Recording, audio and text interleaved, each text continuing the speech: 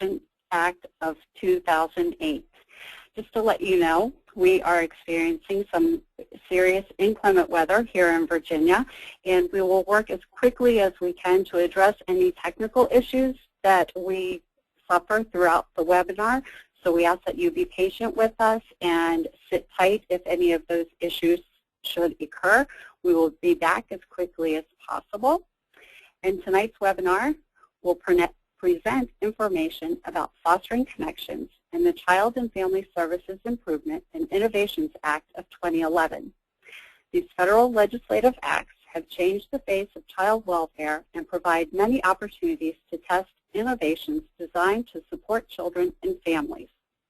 Our presenters are Kate Newbanks and Dr. Kelly Henderson.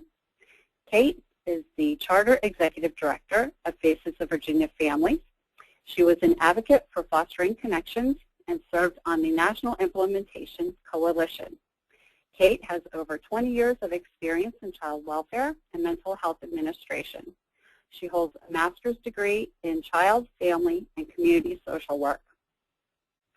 Dr. Kelly Henderson is Executive Director of Forum Families Forward, a resource center serving Northern Virginia families formed through foster care, adoption, and kinship connections who are raising children and youth with special needs, with special education needs. Forum Families Forward provides free support and training to families to assist them in understanding their early intervention and special education rights and responsibilities and helping them advocate for the children in their care. Dr. Henderson is a special educator who has 3 school-age sons with special needs. Her family is formed in part through foster care and adoption. For more information about Forum Families Forward, please visit their website at forumfamiliesforward.org. Kate and Kelly will be answering questions at the end of tonight's webinar. Please feel free to type your questions into the text box at the bottom of the question panel and hit send throughout our session. We will get to as many questions as time will allow at the end of the session. So let's begin with Kate. Hello, everyone. It's good to be with you today.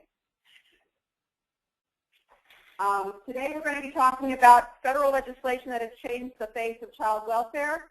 Many of you have probably experienced some of those changes, and hopefully today's webinar will help explain to you some of the reasons behind those changes you might have been experiencing. Fostering Connections to Success and Increasing Adoption Act was done in the year 2008. Had been long sought after. It had been a variety of different bills to begin with, and then became one omnibus bill with many, many bipartisan supporters, both in both Congress and in the Senate. In October 7th of 2008, President Bush signed the law, and it became Public Law 110 through 51, as you can see on the slide. There are many key features to fostering connections which impact families. One is that it gave options for the states to create subsidized guardianship payments for relatives. This meant that states could use their 4E funding flexibly to be able to allow for relatives who are caring for children in foster care to be able to take over the guardianship or custody of those children and still receive their foster care payments. It is a state option. It is a state option that Virginia studied for years and made a decision in this past administration to not proceed with that program. There are incentives for adoption within Fostering Connections, which we will talk about later. We also, in this bill, we delinked adoption assistance. Formerly, adoption assistance was linked to the income levels of the birth parents, and over a period of 9 years, there have been delinking of that adoption assistance. There was also a component for developing kinship navigator programs across the country. Those are done by pilot RFPs, requests for proposals, or RFAs, requests for applications. And not every state has one. States are required to competitively bid and put up a 25% match to be able to implement the kinship navigator program. We do not have one in Virginia. Then there's the new Family Connections grant. There is new federal support and state options for youth to age 21. Again, I'm going to talk more about these in a little while. And then there were some tribal foster care adoption access issues that were addressed. However, we don't have any designated tribes here in Virginia by the federal definition, so we won't probably get into that. There were some new requirements for fostering connections. The new requirements were that relatives had to get notified more timely. There had to be educational stability for the children in care. There was to be health oversight and coordination of their medical care. There was an ability to be able to incentivize for the placement of siblings with siblings, and the requirement to inform foster parents about the adoption tax credit. Let's start with the kinship, guardianship, assistance payments for children, which I basically have already talked to you about. That's what this slide is.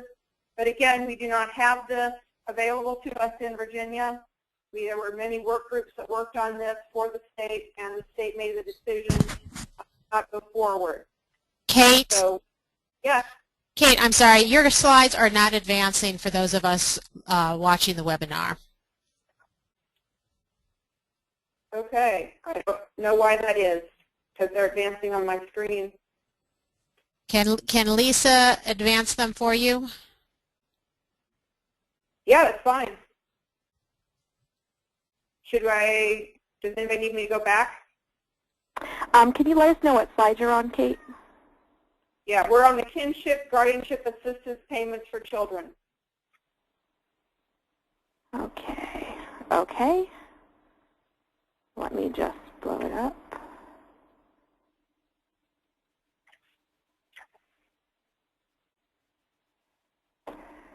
Okay.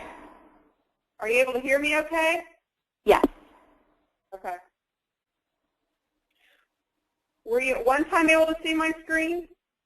Yes. Okay, I don't know what's going on then. Okay, shall I continue? Yes. All right. So as I said, we do not have kinship guardianship assistance in Virginia, which would have allowed families who were relatives and caring for children in foster care who had had those children for a certain period of time, they would be able to convert over to custody and still get their foster care payments. We do not do that in Virginia. And I am going to skip past this slide because this does not affect Virginia.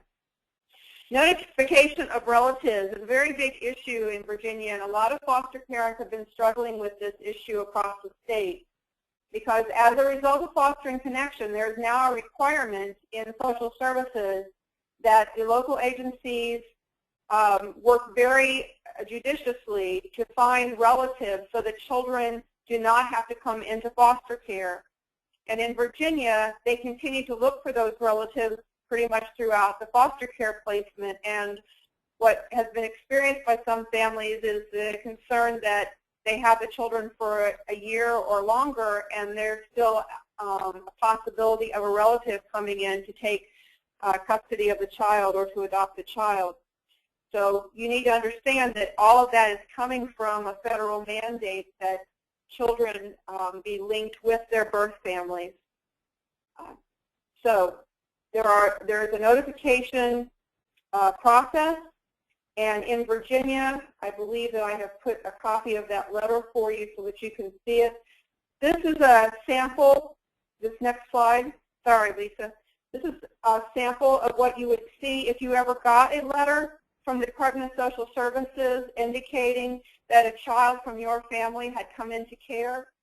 There is a required letter to go out to those relatives to let them know how they can be involved, who they need to contact, what kind of questions they can ask. This is not all of what's in the letter, but I wanted you to see a part of the letter so that you would be familiar with it in case you've ever seen this. There is also in fostering connection the option for states to expand foster care and adoption assistance up to the age of 21. In this particular case, we're only talking about the expansion for foster children, or children in foster care after 18.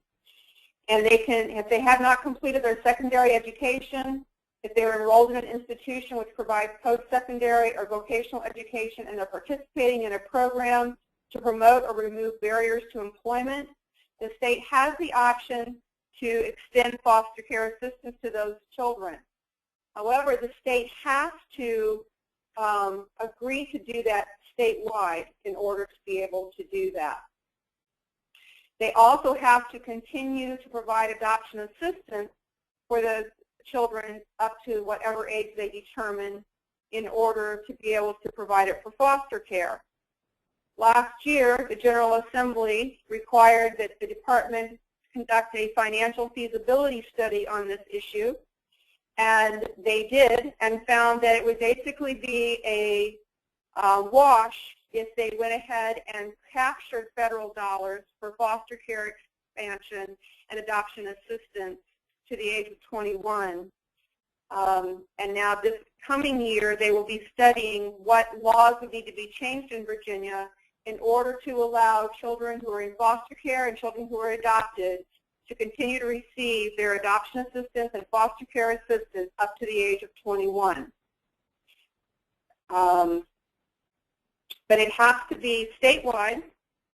We can't have it in some localities and not in others, because we do have many localities who already do this.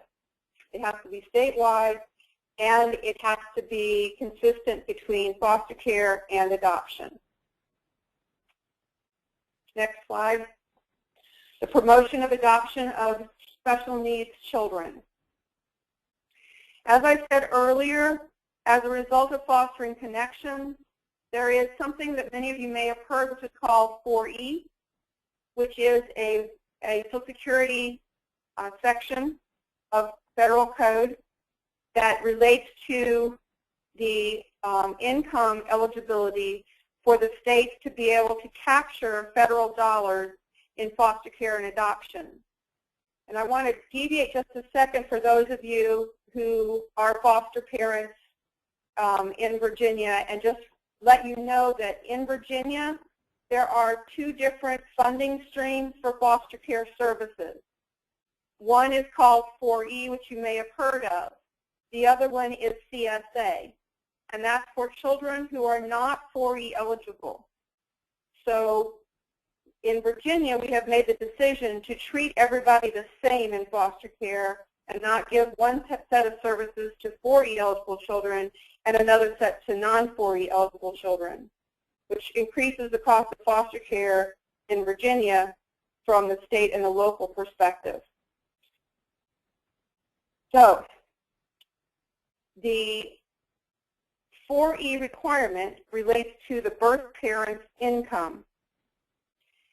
And what has happened here is in the area of adoption, over the next 9 years, actually 9 years since this bill was signed, over a period of 9 years, they began to decouple or delink that income requirement related to the birth parents to whether or not the federal government will pay for the adoption assistance for children that the state has gotten adopted. I hope that that is probably clear as mud, but I'm trying to make it as clear as I can. We'll certainly answer questions about it.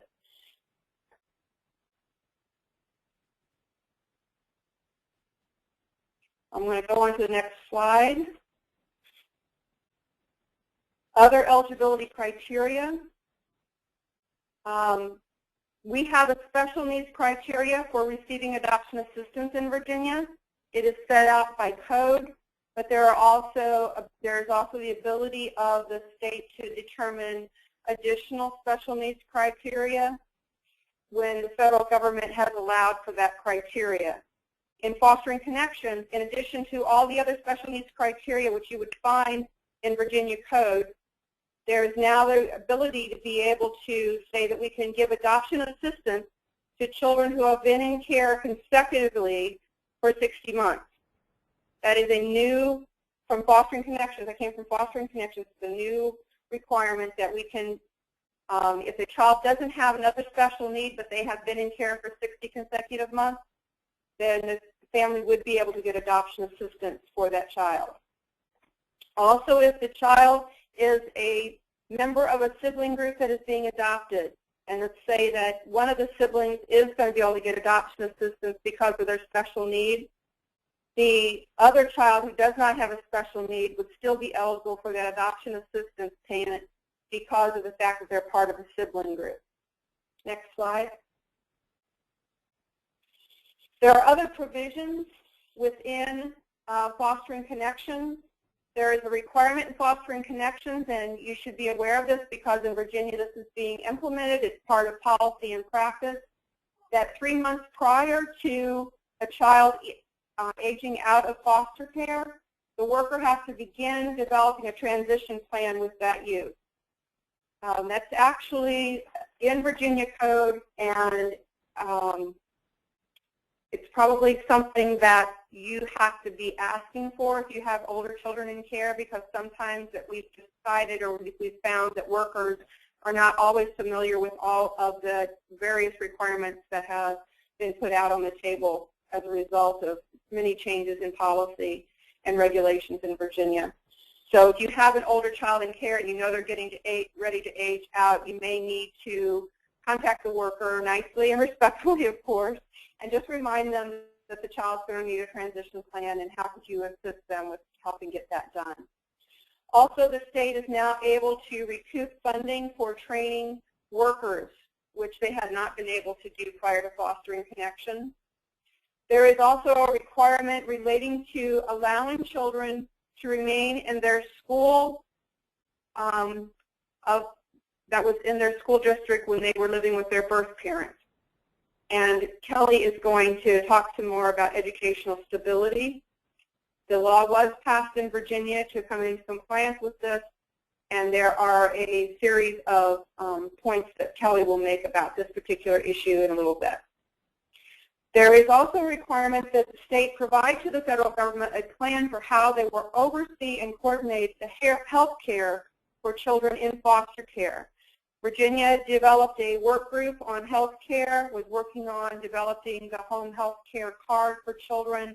They've been doing a number of different things to try to develop this plan and be in compliance with the federal requirement.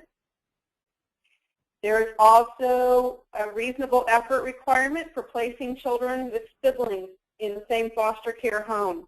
That has been a requirement for quite some time, and that's been a policy and a practice requirement in Virginia for quite some time, that we want to always keep siblings together, although it is not always possible, and sometimes it is not in the best interest of the child. So it is regarded as a reasonable effort, which means they have to take into account the needs of the children. Next slide.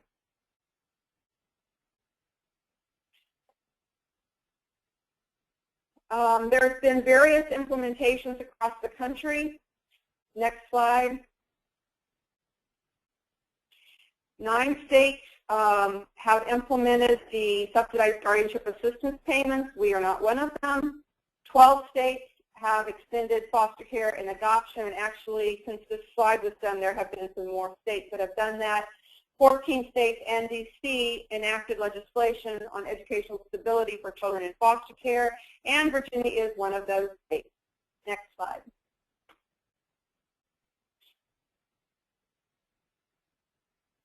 And I think this is where we turn it over to Kelly.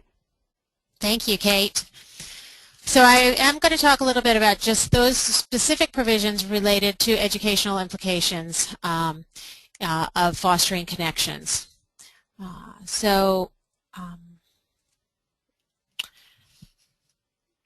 The law requires that a case plan be developed for a child entering foster care, and that case plan must ensure educational stability of the child. There are 4 areas where the Child Welfare Agency and the school system must coordinate efforts. Those are school enrollment, school stability, school transportation, and development of a transition plan. And at the bottom of this slide, I provide for you the URL for the National Resource Center that focuses on implementation of foster care provisions.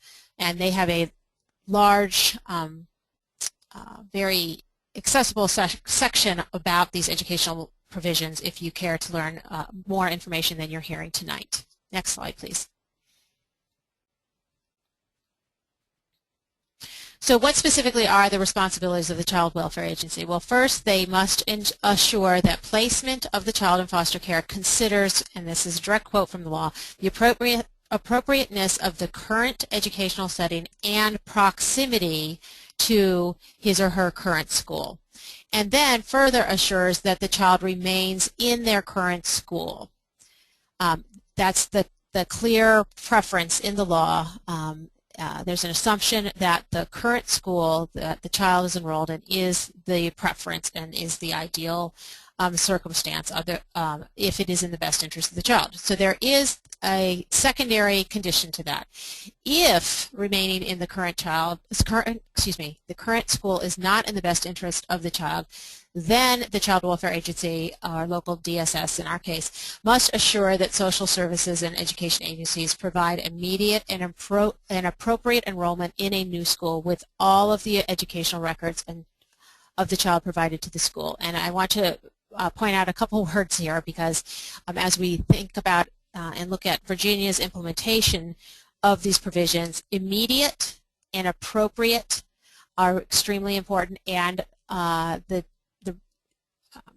caveat about the records is also very, very important because those are areas where prior to fostering connections and perhaps even subsequent to fostering connections, there has been some real challenge in implementation.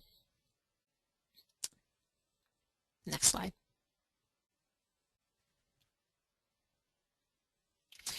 So as Kate pointed out, Virginia is one of the states that has made some legislative changes to respond to the requirements and the provisions of fostering connections.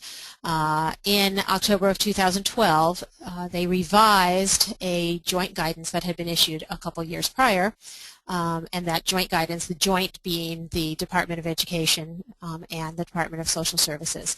And the guidance is a great resource for our agencies across the state.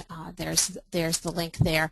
And I'm going to summarize in the next couple slides what that guidance says. There's a very, very nice flow chart in that guidance, and there are some documents that we'll get to as well in this that have been very, very helpful. So let's look. Oops, I'm sorry. Can you back up just one slide? So just to clarify, the responsibility is on the Department of Social Services, the local Department of Social Services, to consider school stability and planning and placements for every child in foster care. The local DSS must collaborate with the school system, with the school division, in determining the placement that is in every child's best interest when the residence changing. And you're going to see that language again. Thank you. Next slide.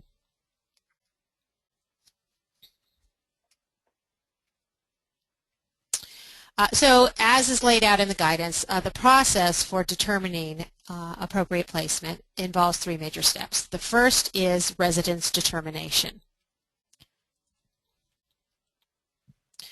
And that is the responsibility largely of the local Department of Social Services.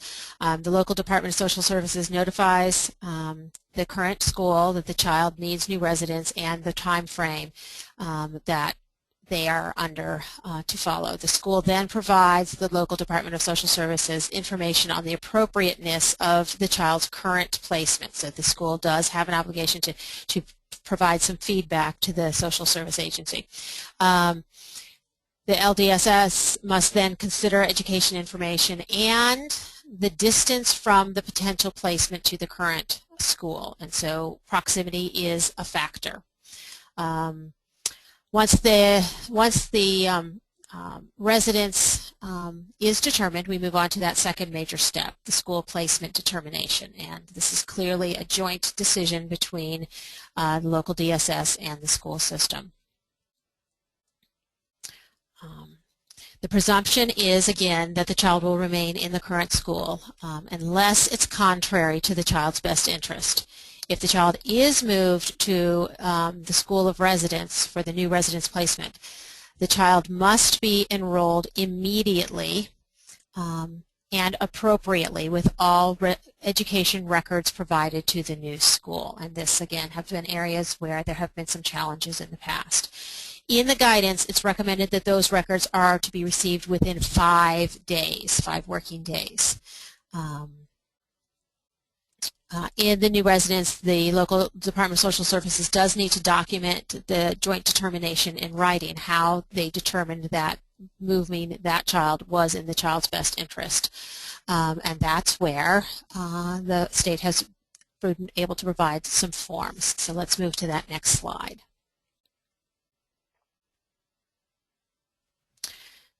So the first is really this documentation of that decision, that determination of what is in the best interest of the child in terms of moving. This is just the very top of that first page. This form is multiple pages.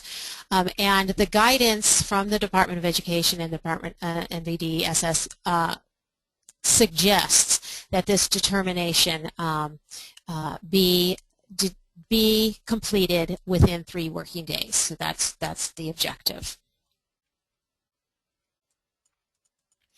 Now, because our resource center does work to advocate for the needs of special education students who are receiving services under IDEA, I do want to make a note that for children who have an individualized education program who are receiving services under IDEA, there are some special conditions for these 3 steps that I mentioned.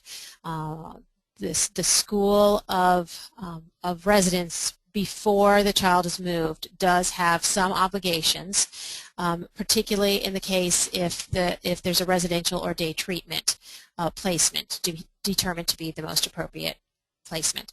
Otherwise, if the child is moved to the new school of residence and that is not the same as where they had been, then that receiving school system becomes responsible for FAPE, or Free Appropriate Public Education. So there are lots of nuances with children, particularly who have IEPs, and the role of the IEP team that are detailed in that guidance. Suffice to say, for the purposes of this evening, that if you do have a child or caring for a child with an IEP, it is important to be aware of some of those additional expectations, requirements. Okay, and next slide.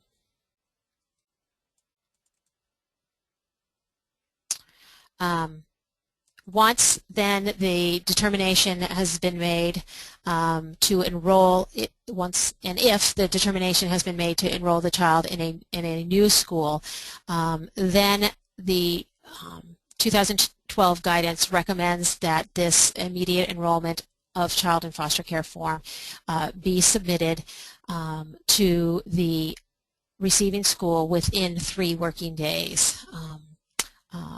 That the child is in the new residence, and the expectation is that the child will begin once the school has been notified of the child in their residence area, that the child will begin school on the morning of the next school day. So those are the sort of major provisions outlined in the Fostering Connections Act related to education stability, and specifically the Virginia guidance that was revised in October of 2012. Kate? Okay, thank you. Can you hear me? Yes. Okay, all right. Thank you very much, Kelly. And now we're going to get on to the Child and Family Services Improvement and Innovations Act of 2011, which further added more improvements to the child welfare system in this country. Again, this is another act that amends the Social Security Act. It reauthorizes Child and Family Services programs through 2016. It authorized 10 new Title 40 waiver demonstration projects for the next 3 years. Virginia has thought about requesting a waiver demonstration project, but has not yet submitted one. Those things can be such as they want to take all of the 40 money that they receive and use it in whichever way they would like to in order to prevent children from coming into care, and to more expeditiously get children out of foster care and into permanency. So those are the types of what demonstration projects they're looking for. And there are certain times of the year in which they allow people to submit for those, and we are not at that time of year right now that I recall. And then it improves some of the requirements of the Fostering Connections Act. We're going to talk about all of those pieces. Of course, it provides funding to prevent child abuse and neglect, which is part of that expansion of the Child and Family Services Program. It increases the requirements for states to offer services to improve the well-being of children in foster care, expands the substance abuse treatment grant, increases waiver options, all of these pieces that we've already talked about that we're going to get into here. So the new requirements that focus on child well-being. They, in this particular piece of legislation, again, this was an omnibus bill as well. There were many different bills out there that were circulating, and the National Foster Care Coalition members and others, we all worked together and got Congress to kind of put them all into one bill. They didn't all come out looking exactly the way that they were intended to look at the very beginning, but they still had some very good components. So the issue of the educational stability, one of the problems within Fostering Connections was it was not clear that if a child was to remain in the school of their birth parent residence and then they switched to another foster home, they still needed to be able to remain in that school of their birth parent residence. So this particular law clarified that it's not the initial placement into foster care where the stability has to be. It's throughout the life of time in which the child is in foster care. And all of this comes from the fact that we all know that children in foster care get moved from school to school to school to school. And all of this is to try to put a stop to that and allow children the opportunity to succeed in school by having that educational stability. There was also a component in here related to the credit checks for youth who are age 16 and over, requiring the states to have a system by which all children who are over the age of 16 have annual credit checks, and that there is an effort to repair any credit problems for children age 16 and over. There has been some difficulty in implementing this particular section of the code because the free credit check that everybody gets as an adult does not apply to kids 16 and over. It only applies to people who are over the age of 18. So there have been a number of states who are struggling with trying to figure out how to make this happen. Virginia is in the process of coming up with a program to do this, but I do not know that it has been implemented yet, not that I have heard in all the work groups I've been on so far. But they are in the process of getting this addressed.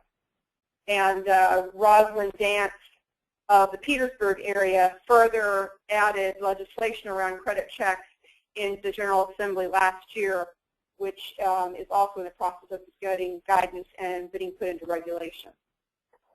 There's also the requirement for a protocol for the use of psychotropic medications, that the state actually monitor the usage of psychotropic medications. We all know where this comes from the years and years that people have been saying that children who are in foster care have more opportunities for getting psychotropic medications and polypharmacy, which is a multitude, it's sometimes called a psychotropic cocktail, lots of different psychotropic medications being used at one time. So this law requires that those states, that every state, develop a protocol that says how are you monitoring how psychotropic medications are being used for children in foster care. The most obvious place to look for that type of monitoring is by looking through the Medicaid system, because almost all of the medications that children in foster care are on are being paid for through Medicaid. So there is that work group, and I think one of our listeners that actually has been on that work group, he's taken a leave from that for a little while, but hopefully he'll come back and be with us. And Tom, I'm speaking to you. Hopefully you can come back and join that important medical group, because I know that's really near and dear to your heart. Identify and treat trauma, including the removal from home. So there's been a whole flux of what's called trauma-informed care in this country, and there is a requirement and funding to help support, that we are making sure that we are providing trauma-informed care for children who are in foster care who have experienced not only the trauma of abuse, but the trauma of removals from home, the emotional traumas that come along with being in the child welfare system. And a requirement that you must meet the developmental needs of young children, and requiring the courts to increase family engagement. Many of you have heard the term family engagement. It is not coming from nowhere. It is a term, a vernacular that has been brought about over many years. They started this type of family engagement modeling was started in Australia and other places, and it's come into the States, and it's been used by therapists for many years, but now it has a name, and the name is family engagement. And that means that you have to work with the birth family, all members of the birth family, people with ties to the children, to try to come up with the best plan for that child. And the courts have to make sure that workers are engaging all members of the family who may have some interest in the life of that child. Next slide. Oh, so we've come to the end. I hope that you've enjoyed the webinar, and I don't think we had any computer glitches that we couldn't handle. I wanted to put out there that the National Conference of State Legislators and the Fostering Connections organization were very helpful in letting us adapt their PowerPoint to our usage today. And I want to send out a special thank you to Therese Wolf, who shared her expertise in the development of the webinar to make sure that we had all the updated information about Virginia in case I had missed anything. And if you need a training certificate, please send an email to the address shown here, cnewbanks@fovs.org, and we will send you a certificate. This webinar will be archived. If you think it would be helpful for others, you can certainly send them to the website. And then I provided here the websites for both the organizations responsible for this webinar tonight, that's Faces of Virginia Families and the Forum Families Forward. And now I'm going to turn it over to Ms. Lisa. Matthew. Hello? Yes? Oh, I'm turning it over to Lisa Matthew. I'm still here, and I am looking for questions. So if anyone has a question, please send it in, and we will get our presenters to see if they can answer it for you.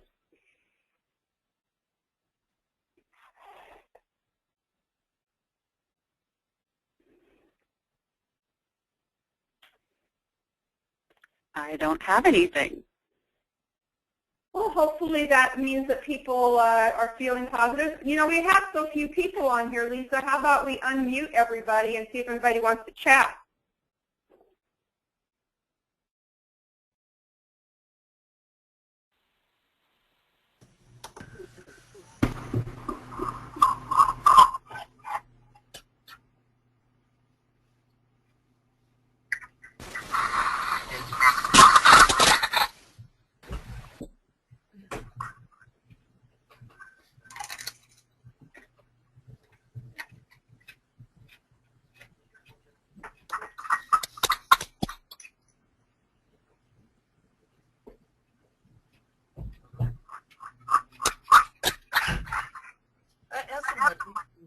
Virginia has not followed through on. Hey, Kate. Kate, can you hear me? This is Tom.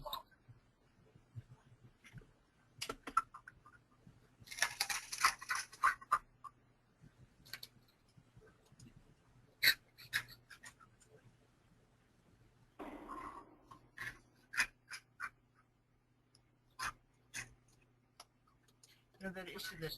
Hey, Kate. I think we may have lost.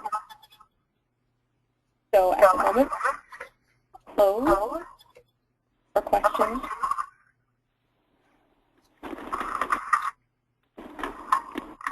Kate or Lisa? Yeah, I think we've lost.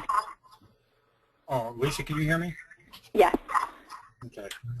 The question I have is, why is Virginia still not turning around and offering payments to the parents or family members to take care of these children when, you know, they're willing to pay foster parents, but they're not willing to pay the grandparents or anybody else. That's a question to turn over to either Kate or me. And I think we've lost Lisa Massey as well. Well, it just seems like it's still messed up. Yeah, Kelly, would you be able to answer that?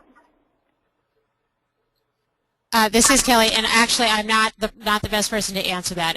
I think that Kate went over some of the provisions, but in terms of Virginia's implementation of those specifically, she would be the expert. I think there might be some case to be made that perhaps there's some room for growth there. But Kate would know the specifics. I'm sorry. Yeah.